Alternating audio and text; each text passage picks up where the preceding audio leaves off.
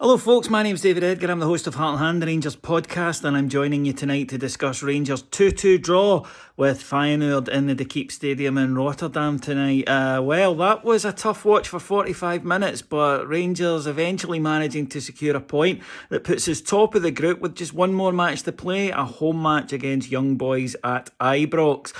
The first 45 was like the ghost of Christmas past. I've seen that performance from Rangers many times over the year. We couldn't get near them. They were very comfortable in possession, as you would expect from a Dutch side. David Edgar, of course, recently taken over as their manager.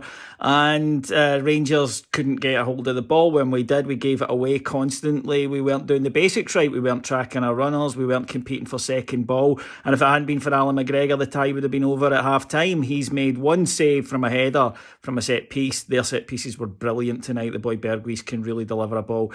But he's made one save from there that was genuinely world class, an outstanding stop. He's also made a good save with his feet. But when Rangers did concede, it was a bit of a disaster. Plenty of chances to clear it. Then Glenn Kamara gets done ball watching with a 1-2 in the edge of the box. And even at that, it has to take a deflection to go in. I don't think the shot was going in. It will go down as a Philip Helander own goal.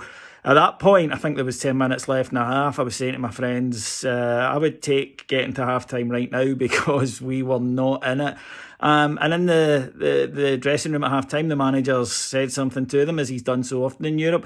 I wonder what it is with these anemic first-half performances away from home in Europe. Maybe it's the crowd. The atmosphere looked amazing in the De Kuip. They're famous for it. But I don't know. It takes them a wee while to settle down.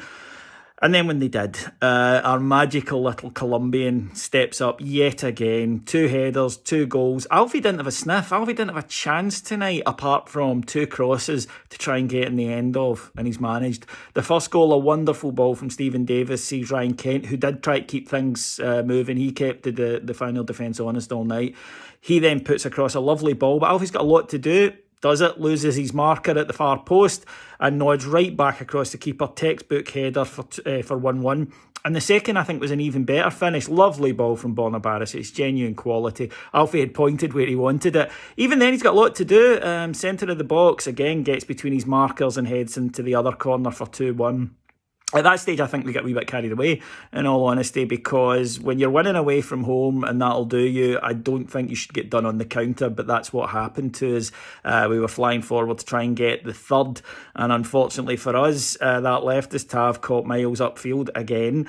The 2 centre-backs didn't look too clever either. A wonderful finish from Sinistra as he lifted the ball over Alan McGregor. I mean, genuinely top-class finish, but you felt it could have been dealt with before. And if I may be rather cynical and Scottish here, there were a few opportunities just to haul somebody down on the halfway line and end the move and take a booking that we should have done. But after that, there was 20 minutes left and Feyenoord went for the jugular. They needed the victory, but Rangers saw it out. And in fact, if we'd been a little naive in conceding that second, I thought our game management after that was superb. There were some concerns, as I say. You can't be that open, especially when you've done the hard work to drag yourself back into the game. There's a wee slight concern about the lack of pace at the back. I thought Goldson and Helander got done for pace a few times tonight. But overall, the positives, we spoke about it at the weekend, didn't we? Ryan Kent, a game changer. He can do things. He can drag you back into matches. And Alfredo Morelos. I mean, we're running out of things to say about him. But you know what? I want to have to keep trying. I want to keep finding things to say about him because I want him to be here forever. There's been a lot of talk about how much he's worth. What was Steven Gerrard saying? We wouldn't sell him in January even for 50 million.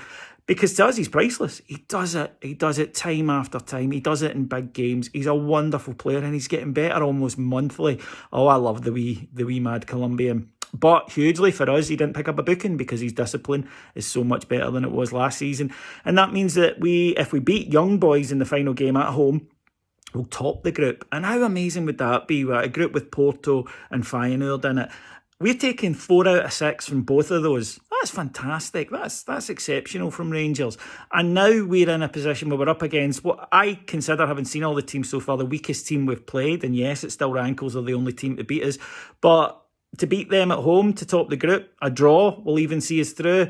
Oh, we'd have taken that before a ball was kicked in this group. And the team have done very, very well to put themselves in this position.